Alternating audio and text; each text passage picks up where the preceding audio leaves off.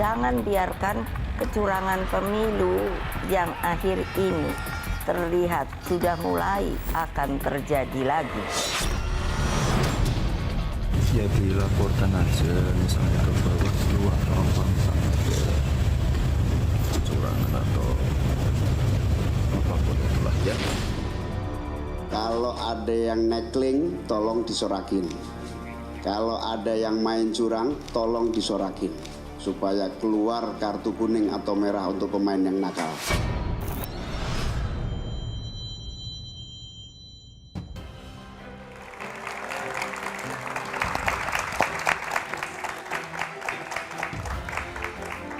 Nomor urut peserta Pilpres telah diundi.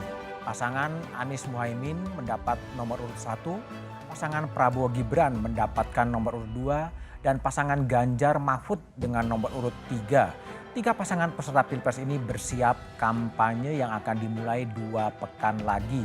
Di sisi lain muncul dugaan kecurangan pemilu yang disuarakan Ketua Umum PDI Perjuangan Megawati Soekarno Putri. Cawapres Mahfud MD yang masih menjabat Menko Polhukam juga mengakui telah mendapatkan laporan dugaan kecurangan pemilu. Mengapa dugaan kecurangan pemilu masih disuarakan jelang pengundian nomor urut peserta Pilpres? Apa yang bisa menjadi indikasi bahwa pemilu dicurangi? Inilah Satu Meja The Forum, nomor urut diundi, pemilu bersih dinanti.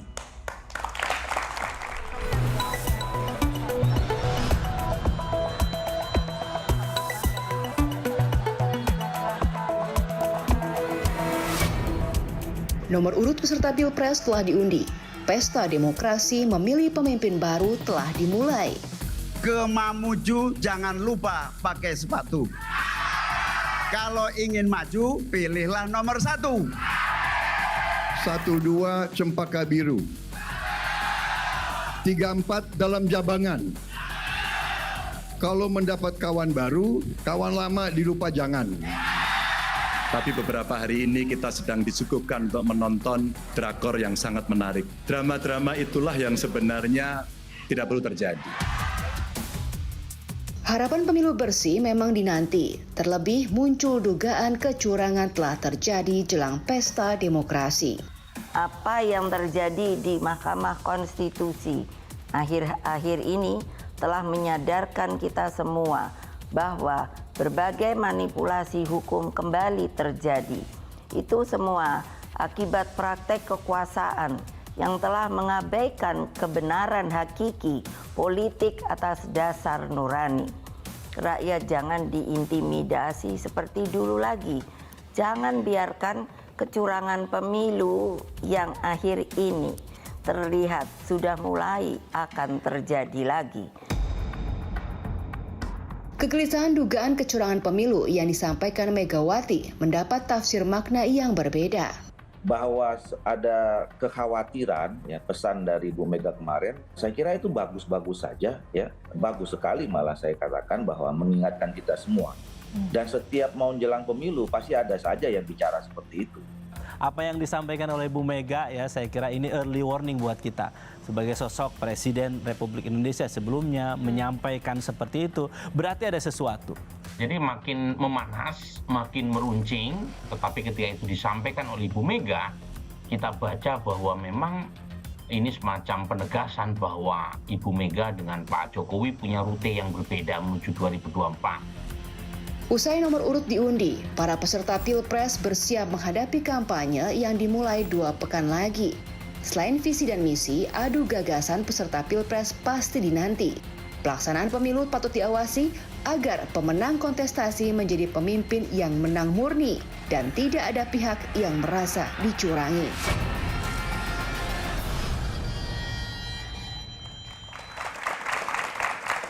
Oke, di studio telah hadir dari ujung sebelah kanan Mas Sudirman Said, Ketua Pelaksana Timnas Amin. Malam Mas Dirman. Malam. Kemudian ada Mas Habibur Rahman, Wakil Ketua TKN Prabowo Gibran. Assalamualaikum. Kemudian di sebelah kanan saya ada Bang Todung Mulya Lubis, Deputi Hukum Tim Pemenangan Nasional Ganjar Mahfud. Malam. Di sebelah kiri saya ada Mbak Titi Anggraini, anggota Dewan Pembina Perludem. Malam Mbak Titi. Malam, Mas. Dan di ujung sebelah kiri ada Mas Lukman Hakim Saifuddin, tokoh masyarakat. Selamat malam. Malam, sebelum saya mulai diskusi, kita coba dengar terlebih dahulu apa yang dikatakan Capres soal pemilu 2020 dan potensi kecurangan. Kalau ada pemain yang bersifat curang, tolong diteriaki supaya tidak curang. Kalau ada wasit merangkap pemain, kita foto dan kita sebarluaskan.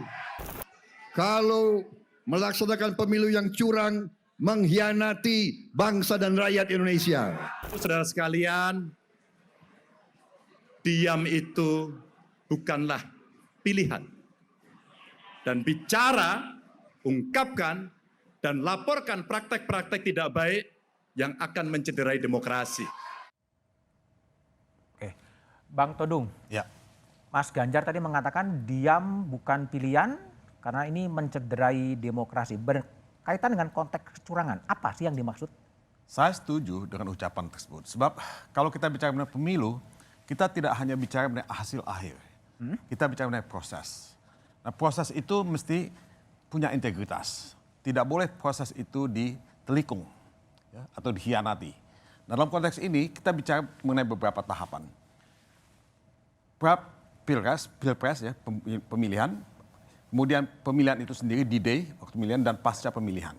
Nah, di sini banyak sekali potensi-potensi kecurangan yang terjadi. Nah, kita membaca di media, Mas Budiman ya, 2 wakil menteri membuat statement yang sebetulnya menurut saya sudah offside gitu. 2 wakil menteri buat statement? Ya, waktu itu kan ada berita di media, wakil menteri desa ya, dan kemudian juga wakil menteri ATR. Ya. Nah, menurut saya tidak boleh menteri kampanye untuk partai ya, atau untuk calon-calon yang lain. Nah, menurut saya ini 2 hal yang sangat kasat mata sudah diberitakan di media. Nah, pada sisi lain kita juga melihat ada pencopotan baliho-baliho di beberapa tempat. Nah, buat saya ini kasat mata telanjang. Potensi kecurangan itu akan kita lihat di mana-mana karena laporan akan masuk terus. Kita sudah mendapat laporan cukup banyak. Nah, Presiden sudah memberikan gesture yang baik waktu mengundang Capres Ganjar, Capres Anies Baswedan, dan Capres Prabowo Subianto makan siang bersama dan mengatakan bahwa tidak boleh ada intervensi. Netralitas itu mesti dijaga. Nah, menurut saya ada poin juga Bang Todung bahwa Mas Ganjar mengatakan ada intimidasi terhadap kepala daerah. Itu sebenarnya gimana ceritanya? Ya, ini juga cerita yang banyak kita baca dan kita dengar dari berbagai pihak ya. Kepala daerah ini kan artinya ada gubernur, ada bupati, ada wali kota. Dan tentu itu tidak akan pernah diakuin ya. Tapi cerita yang muncul. Tapi bentuknya gimana sih, Bang? Ya mungkin penekanan ya. Mungkin penekanan, mungkin juga ada sedikit berbau ancaman ya. Tapi saya tidak ingin menyimpulkan ya. Tapi intimidasi itu dirasakan ya dalam berbagai bentuk ya. Dan inilah yang akan mencederai demokrasi itu. Mencederai demokrasi. Oke, baik. Bang Habib, ini ada kekhawatiran ASN, TNI, Polri juga akan bekerja all out dan netralitas dari Presiden agak susah karena memang Mas Gibran menjadi calon wakil presidennya Prabowo Subianto. Dan orang khawatir, apakah berlebihan kekhawatiran publik itu? Ya, jadi di sisi kami pun menerima pengaduan ya soal indikasi pelanggaran yang merugikan kami. Yang paling banyak sekarang ini yang viral adalah soal fakta integritas.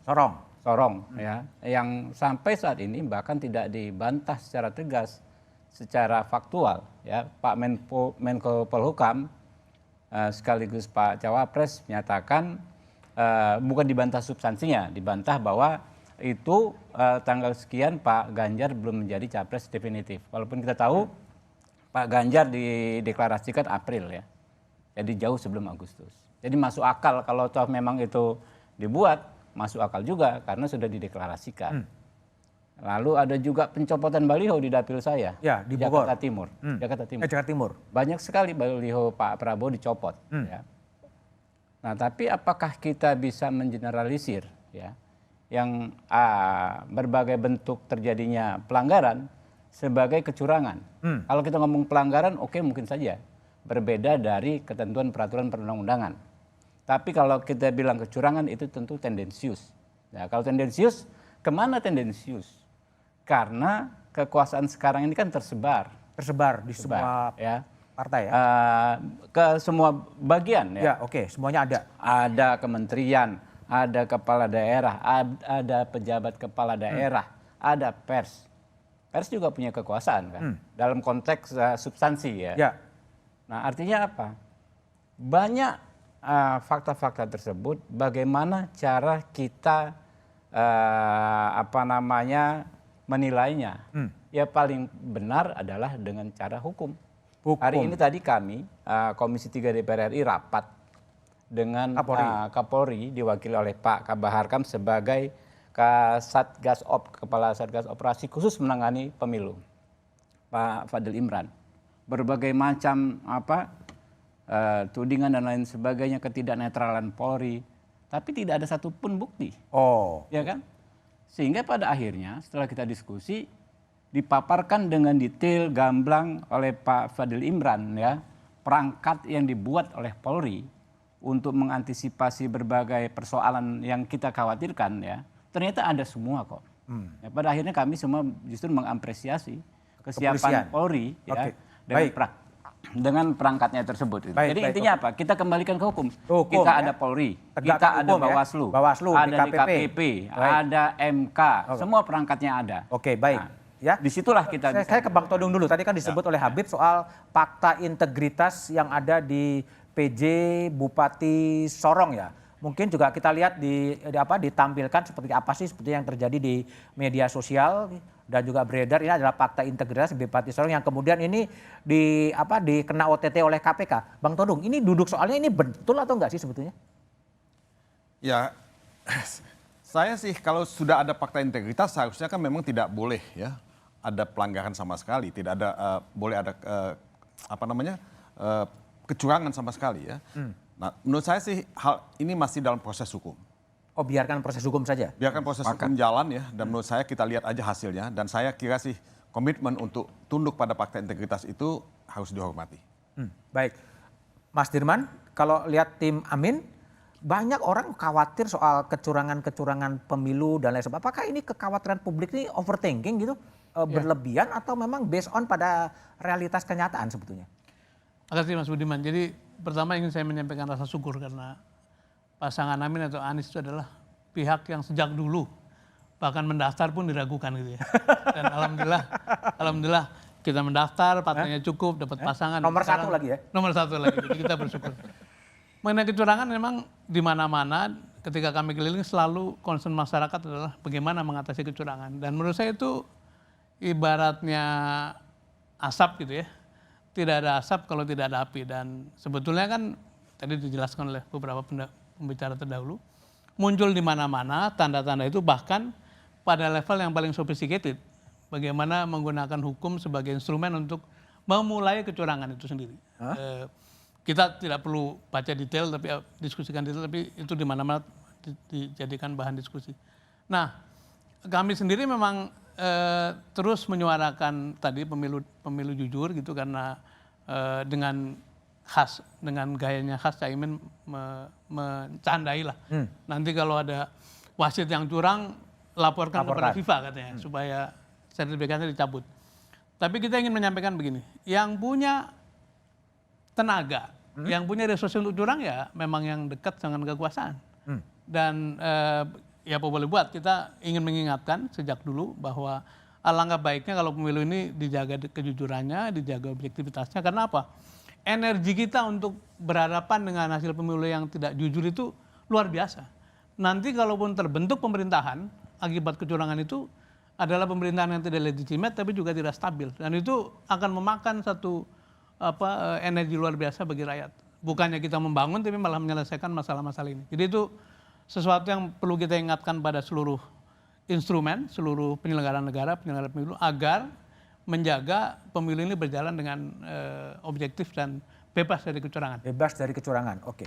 Mas Lukman sebagai tokoh yang juga kemarin menyatakan suaranya di Rembang, melihat berbagai peristiwa-peristiwa yang kecurangan melalui berbagai media sosial, ketidaknetralan di berbagai tempat, sejauh mana sih sebenarnya kekhawatiran yang dirasakan oleh Mas Lukman dan teman dan masyarakat secara umum terhadap pemilu 2024? Tapi jawabannya setelah jeda berikut ini saja.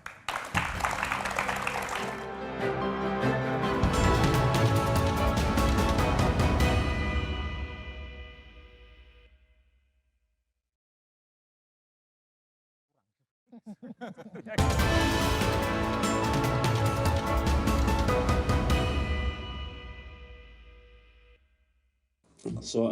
sekiranya ada indikasi dugaan pelanggaran, saya kira secara mekanisme dan kelembagaan sudah diatur di Undang-Undang Pemilu, disiapkan lembaga Bawaslu apabila kemudian ada pihak-pihak yang menengari ada dugaan, indikasi dugaan pelanggaran pemilu. Laporannya dan segala macam mekanismenya diatur dan juga yang menangani adalah teman-teman di Bawaslu. Mas Lukman, dari rentetan peristiwa yang ada, seberapa mengkhawatirkan sebetulnya dugaan atau spekulasi bahwa ada kecurangan? Ya, sekarang ini keresahan, kegalauan, bahkan kekhawatiran, bahkan lebih jauh lagi ketakutan itu sudah disuarakan banyak kalangan. Tidak hanya rohaniawan, agamawan, tapi juga budayawan, akademisi, bahkan forum Pemret kemarin juga menyatakan hal yang sama. Mahasiswa dan sekarang terkonfirmasi para kandidat, para capres-cawapres juga menyatakan hal yang sama. Kekhawatiran, ketakutan akan kecurangan. Jadi ini memang sudah meluas kekhawatiran, ketakutan ini. Mengapa? Karena memang 2024 ini Pilpres dan pemilu legislatifnya memang khas. Karena memang khususnya yang terkait dengan Pilpres itu Bapak Presiden sebagai kepala pemerintahan yang juga sekaligus kepala negara yang membawahi semua lembaga negara itu terlibat dalam kandidasi ini. Begitu. Dengan putranya? Putranya tentu. Jadi ini yang lalu kemudian publik merasa netralitas itu menjadi sesuatu yang didambakan oleh semua kalangan karena ini untuk mengawal proses demokratisasi kita yang sejak reformasi kemarin 25 tahun yang lalu ini terus kita upayakan untuk kita jaga, kita pelihara, kita rawat bersama. Karena tanpa demokrasi bangsa sebesar Indonesia dan semajemuk kita itu sangat mengkhawatirkan, sangat menakutkan kalau tidak ditopang oleh kesadaran semua segmen yang ada di masyarakat, semua elemen bangsa untuk mari bersama-sama mentaati proses demokratisasi yang sedang kita jaga bersama ini. Baik, Mbak Titi, tadi kan Mas Lukman mengatakan ya ketika Mas Gibran berada di Cawapres, agak susah bagi Presiden Jokowi untuk bersikap netral itu kan, tapi kan masih asumsi. Apa yang bisa dilakukan agar betul-betul Presiden Jokowi betul-betul netral dan betul-betul bertindak sebagai head of state, sebagai kepala negara? Ya, tidak politisasi birokrasi, tidak politisasi aparat keamanan, dan juga menjaga netralitas penyelenggara pemilu.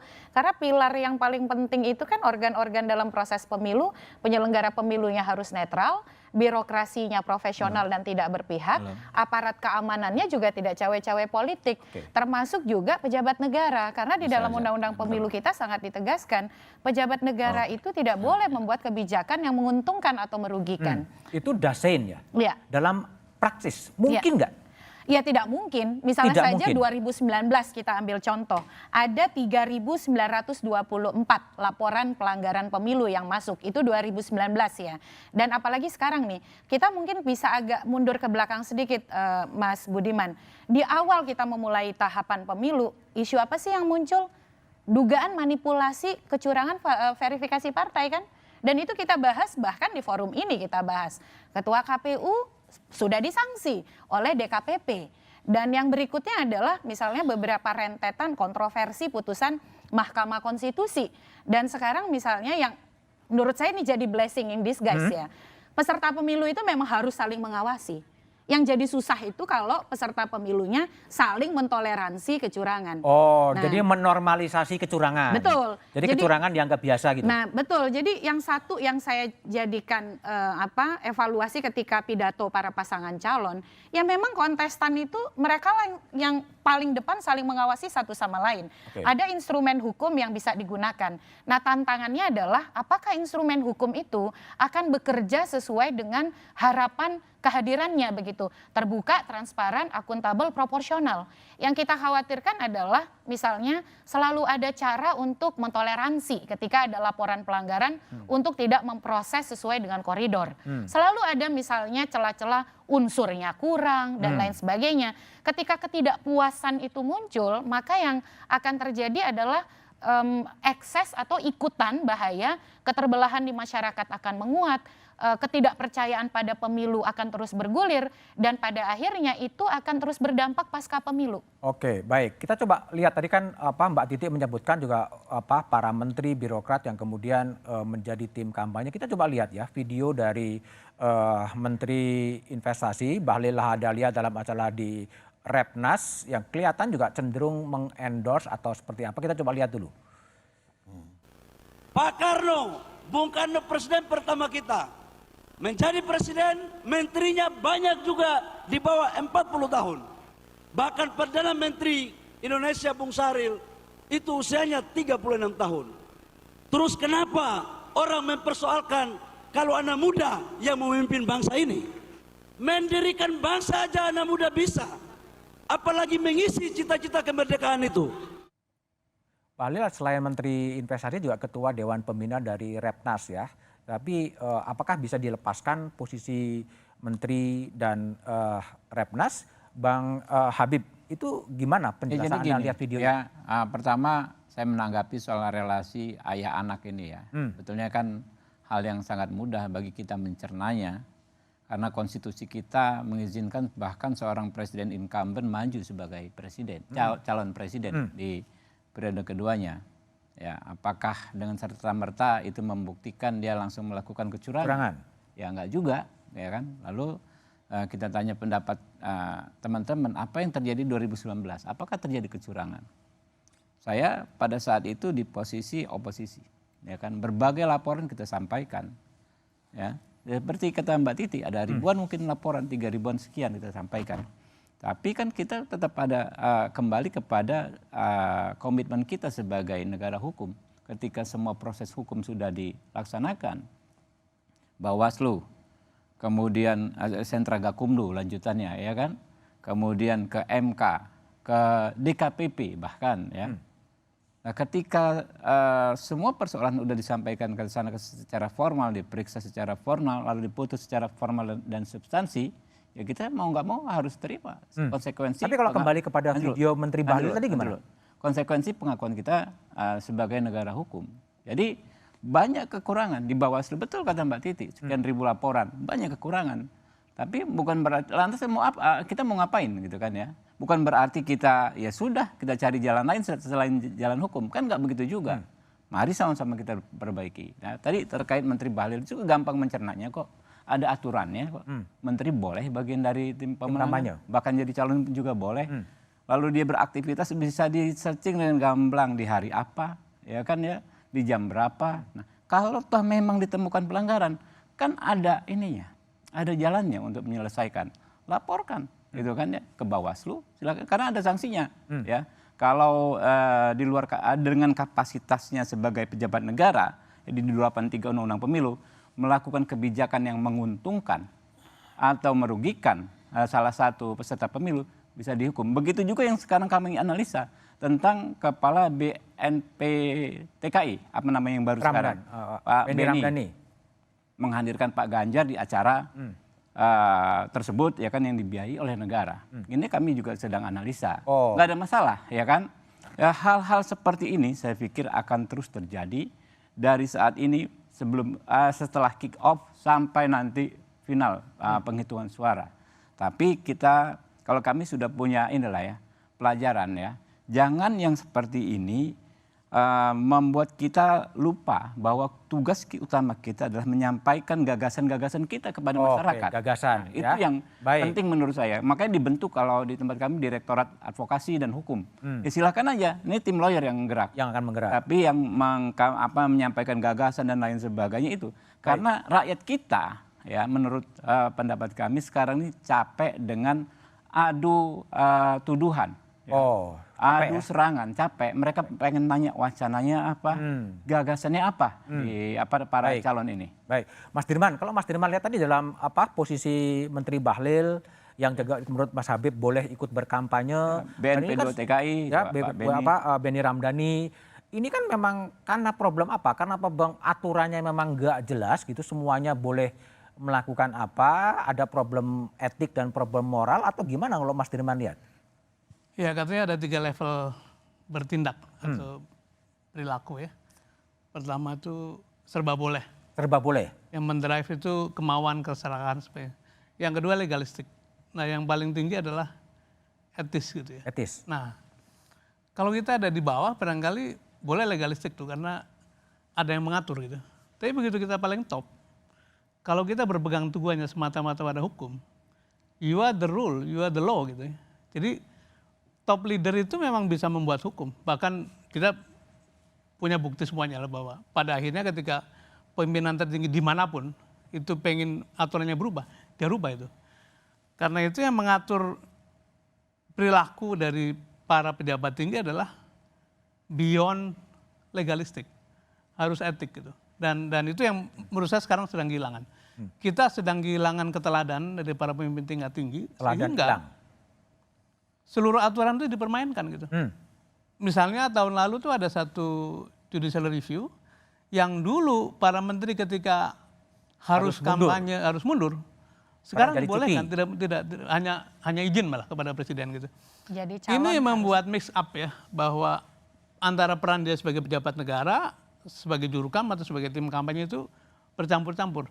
Dan memang jadi sulit dibedakan karena tadi Pak Habibur Rahman mengatakan seorang menteri bergerak kemana-mana pasti diongkosi oleh negara. Nah, apakah negara itu memang punya kepatutan ketika harus membiayai satu kontestan kampanye? Ini yang barangkali perlu menjadi renungan kita bersama, bahwa kalau kita masuk pada ketinggian posisi, maka tidak cukup berpikir legalistik.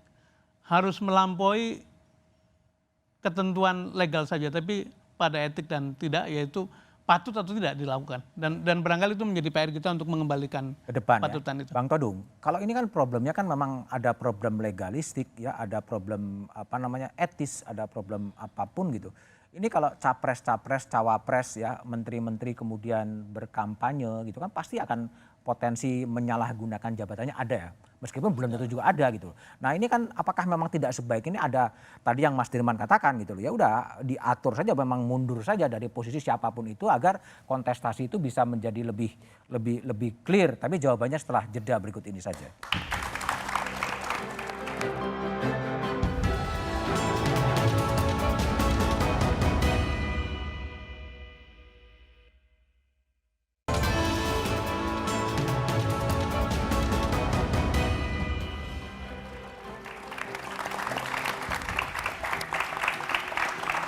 Masih bersama saya Budiman Tanrojo di Satu Meja The Forum. Bang Todung Mulya Lubis, ini kan ada Pak Mahfud sebagai Menko Polhukam, sebagai juga calon wakil presiden.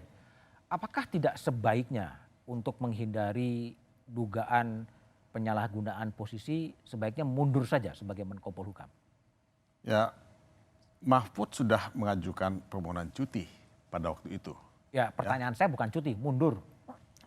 Ya saya sih setuju untuk mundur, tapi yang diajukan oleh Mahfud itu kan cuti. Oke. Ya. Nah, menurut saya sebagai kandidat, dia tidak ada masalah untuk bisa melakukan kampanye sebetulnya sebagai kandidat ya. Tapi kalau tadi dibandingkan dengan saudara Bahlil ya, yang membuat pernyataan-pernyataan yang sangat tendensius seperti itu, menurut saya dia bukan kandidat dan dia tidak boleh sebagai menteri ya. Tidak boleh, yang melarang siapa?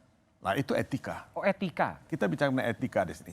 Kalau pejabat negara tingkat menteri, dia kan bukan menteri satu partai politik. Bukan menteri satu golongan. Dia menteri untuk semuanya. Menurut saya etika politik berlaku di sini. Dia tidak boleh tendensius seperti itu. Ya. Jadi menurut saya kita ya sebagai bangsa yang sudah memulai demokrasi tahun 1998, saya ingat pemilu tahun 1999.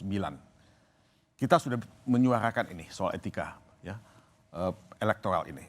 Tapi kan etika ini yang seharusnya lebih kuat, lebih dipatuhi, ini semakin lama semakin tidak dipatuhi. makin banyak keluhan-keluhan, makin banyak pengaduan-pengaduan mengenai pelanggaran etika.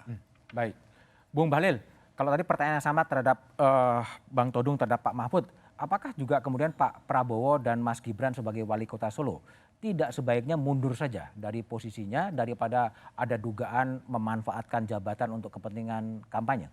Ya, menurut kami kalau ada indikasi penggunaan masa jabatan untuk kepentingan elektoral ya tinggal dibuktikan saja. Itu ada perangkatnya. Ya. Sementara hukum kita ya, yang terbit juga dengan mempertimbangkan faktor-faktor etika itu memungkinkan seorang menteri maju sebagai kontestasi. Nah soal ini, soal etis nggak etis misalnya. Saya ingin membandingkan juga dengan pernyataan terbaru Pak Mahfud terkait tadi fakta integritas. Apakah sebagai Menko Polhukam ataukah sebagai cawapres orang yang disebut dalam akta tersebut? Pak Mahfud mengeluarkan pernyataan yang menurut saya kurang pas. Ini tidak ada masalah karena ini minta tolong dikoreksi ya. Kalau saya salah ya, ini nggak ada yang salah karena Pak Ganjar itu di bulan Agustus belum menjadi capres definitif.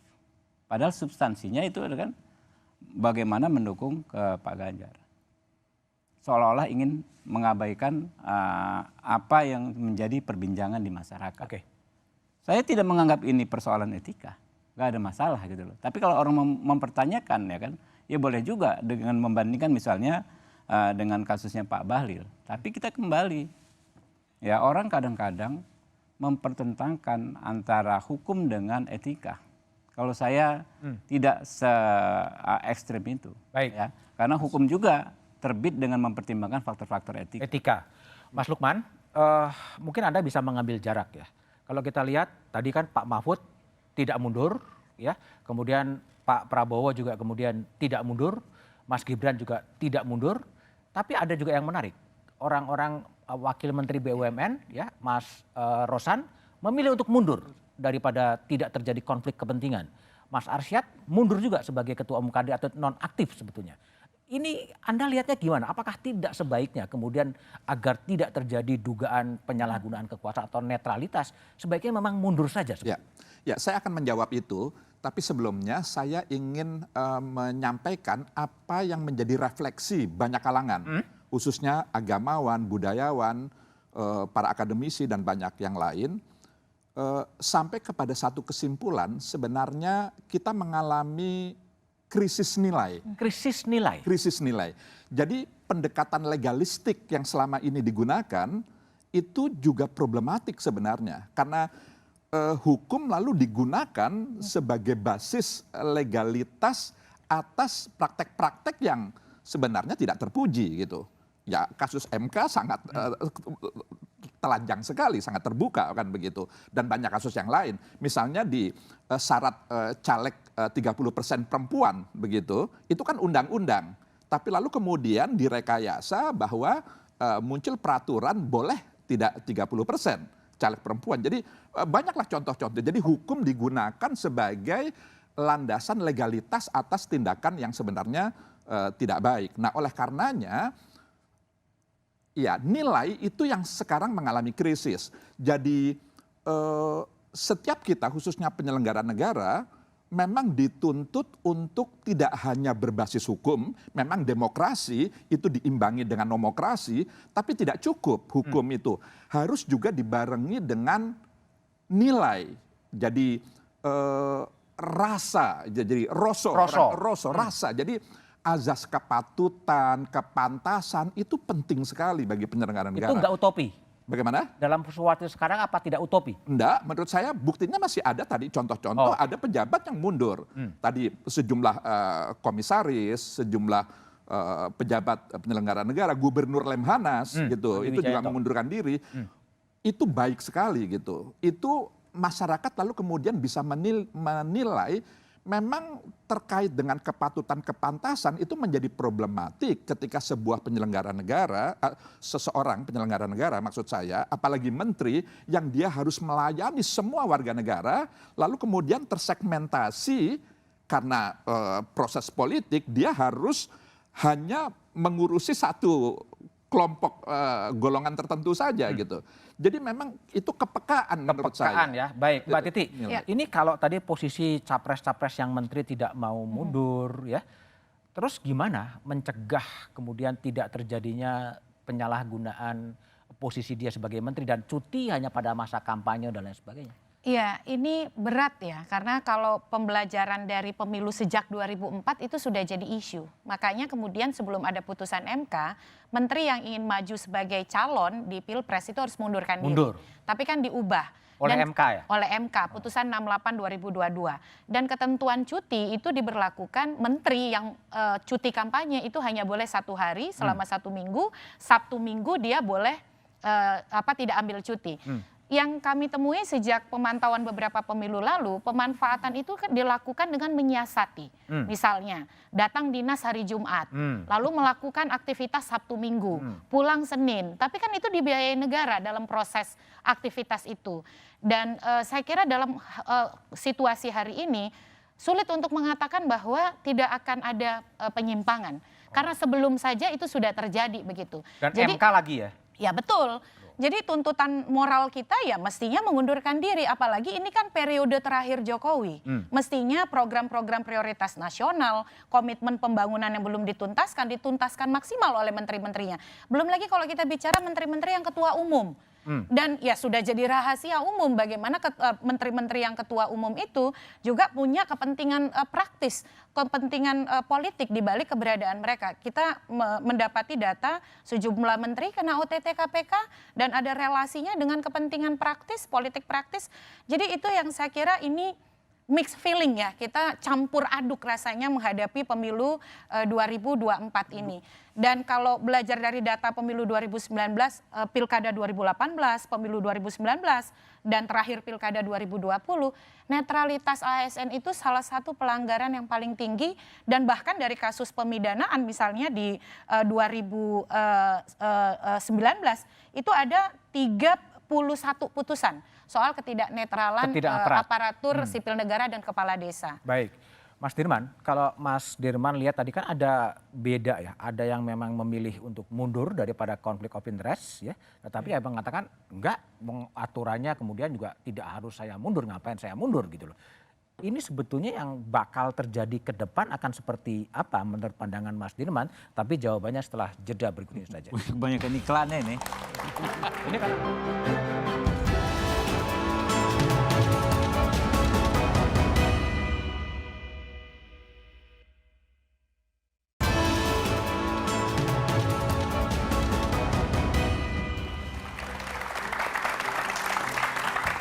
masih bersama saya Budiman Tandurjo di satu meja The Forum. Mas Sudirman Said. Mas, ada yang memilih mundur, ada yang memilih bertahan karena legal tidak mengatur.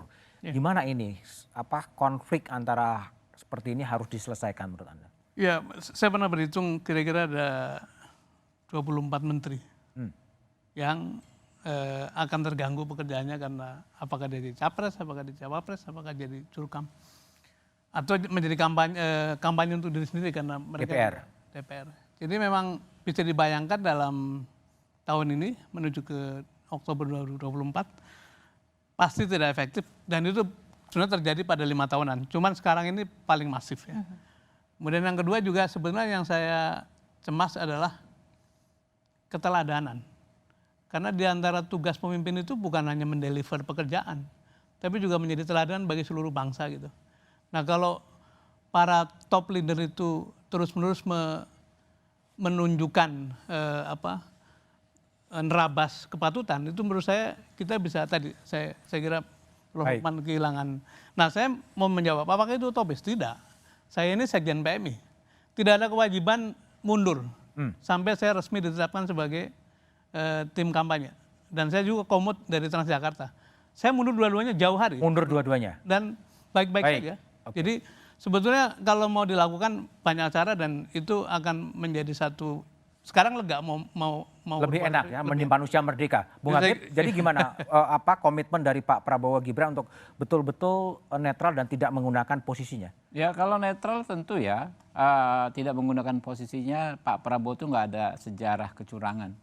Mulai 2009, 2012 ketika mencalonkan Pak Jokowi, 2014, 2019 yang ada disebut orang dicurangi. Ya. Itu satu komitmen moral. Tapi kalau soal kepantasan itu kan akan menjadi sangat subjektif. Mohon maaf, Mbak Ida Fauziah Menteri bukan Pak ya? Menteri. Ida Fauziah, sorry ya, Menteri. Ya kan dari PKB yang mendukung Amin.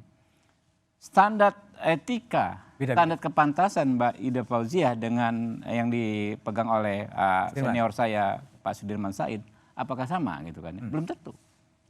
Saya di sini juga ingin bisa memahami, mungkin yang dipahami oleh Mbak Ida Fauziah bahwa memang dia diberikan amanah, ya, kepercayaan, dia harus menjalankan tugasnya. Tetapi kan yang paling menggelitik pertanyaan saya, konstitusi kita kan kembali lagi mengatur presiden boleh maju kok, orang yang paling powerful, paling pegang kekuasaan, ya, boleh maju kembali sebagai presiden incumbent kok, gitu loh. Nah inilah salah satu yang menjadi pertimbangan kalau saya sempat baca, ya, putusan Mahkamah Konstitusi yang membolehkan menteri maju. Banyak. Jadi boleh. Putusan itu jangan dianggap sebagai sesuatu yang hasil secara pragmatis. Baik. Seburuk apapun putusan Mahkamah Konstitusi ada pertimbangannya, bukan pertimbangan, ada pertimbangannya. Ya. Perkara kita setuju atau tidak lah, itu yang ada. Baik, Bang Todung. Jadi gimana? Jadi posisi seperti sekarang agar Pak Mahfud sebagai Menko Polhukam, sebagai Ketua Umum Kompolnas gitu, dalam posisi seperti sekarang gimana? Yang pasti kan sebagai Menko Polhukam dia sudah mengajukan permohonan cuti. Iya, cukup cuti menurut Anda? Ya tentu tidak cukup. Kalau saya pribadi ya, saya ingin melihat ya apa yang dilakukan oleh Bung Sudirman Said itu sebagai satu teladan. Tapi kan rule-nya masih memungkinkan itu. Nah, karena aturannya masih memungkinkan itu, dia masih bisa melakukan ya menjadi cawapres dan melakukan kampanye ya untuk kepentingan dia dan kepentingan partainya, untuk kepentingan rakyat Indonesia. Nah, persoalannya adalah pengawasan. Pengawasan ini kata kunci gitu. Bawaslu ya, KPU dan semua lembaga-lembaga penyelenggara pemilu itu betul-betul mesti efektif. Nah, kita tidak punya pemantau yang sangat masif seperti tahun 1999 ketika kita punya Anvel. Waktu saya memimpin Anvel dulu kita punya 100.000 lebih pemantau. Nah, kita juga tidak bisa mengharapkan pemantau dari luar negeri untuk datang sekarang ini. Itu agak sulit mendapatkan itu. Jadi ini kata kuncinya dan menurut saya ya pengawasan ini kalau tidak efektif akan banyak kecurangan. Baik. Mbak Titi, ini nasib rakyat gimana? Kalau tadi Mas Dirman mengatakan bahwa 24 menteri akan terpecah konsentrasinya, mikir kampanye presiden, mikir dirinya sendiri, terus kita harus ngapain ya? Iya, bedanya di antara 3 pasangan calon ini walaupun mereka mengawal dan ingin memastikan tidak ada kecurangan, tapi kan tetap saja ada kepentingan elektoral di situ. Nah oleh karena itu harus ada pihak yang di tengah. Makanya saya selalu bilang dan kami mengkonsolidasi diri di antara masyarakat sipil, kita pun harus melakukan aktivisme yang sama. Jadi aktivisme hukum untuk mengawal proses, membangun sel-sel untuk saling memproteksi, untuk berani juga ikut melaporkan. Dan yang kedua adalah membangun gerakan sosial tadi. Bagaimana untuk terus bersuara di tengah misalnya kemampuan teknologi, media sosial dan lain sebagainya. Dan yang terpenting Mas Budiman adalah media.